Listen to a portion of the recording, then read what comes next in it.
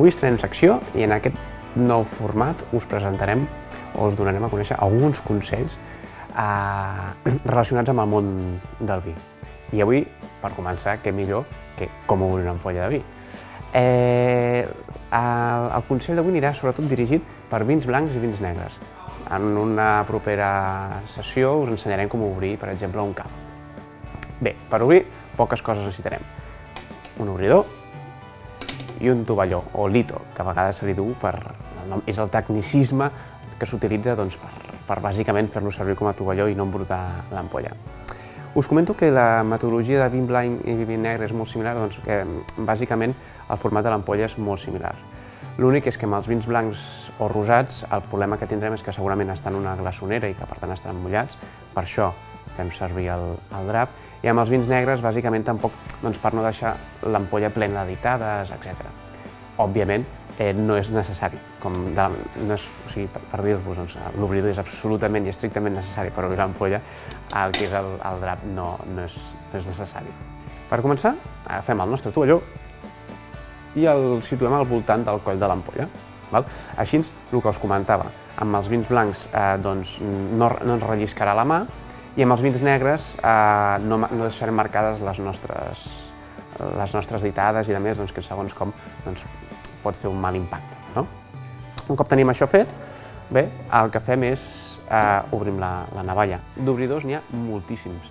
Jo avui he agafat aquest, que és el que segurament tots vosaltres teniu a casa, és el més comú i és l'obridor típic dels cambrers o dels sommeliers.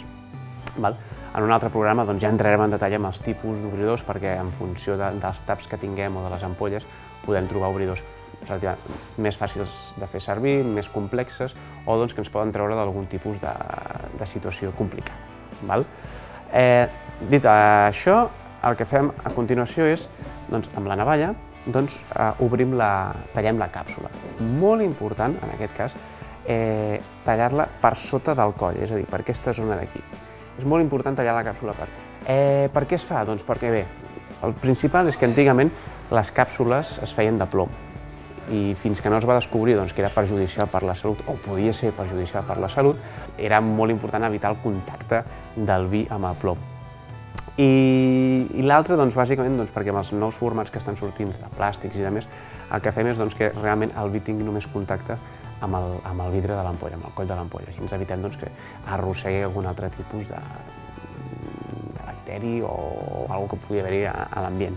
Llavors, res, procedim amb tallar el que és la càpsula. I un cop la tenim tallada, res, és qüestió de treure-la. A vegades és més complicat, a vegades és més fàcil, però bé, més o menys, si hem fet un bon tall. I com veieu, la càpsula que ens ha fet ha sigut quedar-nos per sota del coll. Així, en el moment en què comencem a servir el vi, aquest només tindrà contacte amb el vidre, que en aquest cas està totalment esterilitzat. Llavors, un altre punt important és quan obrim, sobretot és una tonteria dir-ho, però és una lògica aplastant, però s'ha de recordar, és acompanyar molt bé, sense clavar-nos-la, el que seria amb el tap de suro. Per què? Doncs perquè el que és important és que entri recte per evitar trencadisses de taps, que després ens acaba el suro dins o el que sigui.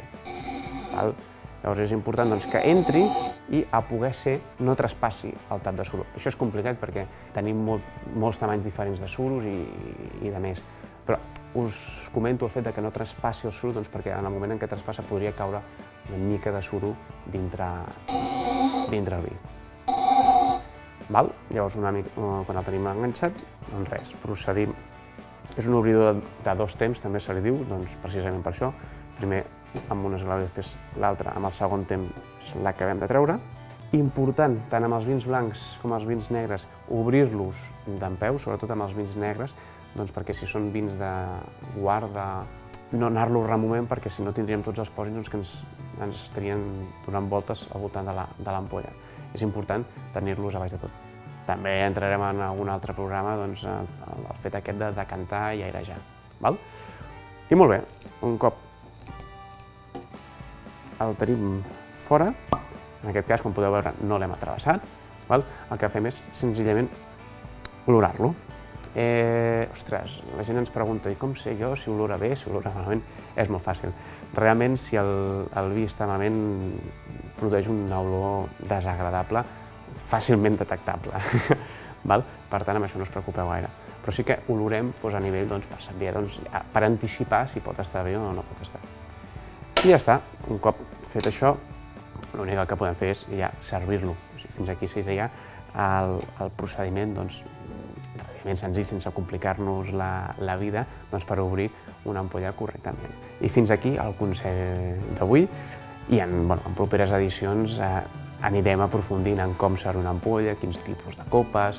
Una miqueta la secció gira envoltant de les petites tonteries que envolten aquest món i que realment són importants per poder gaudir del vi en el seu estat màxim. Espero que realment us hagi servit i fins la pròxima.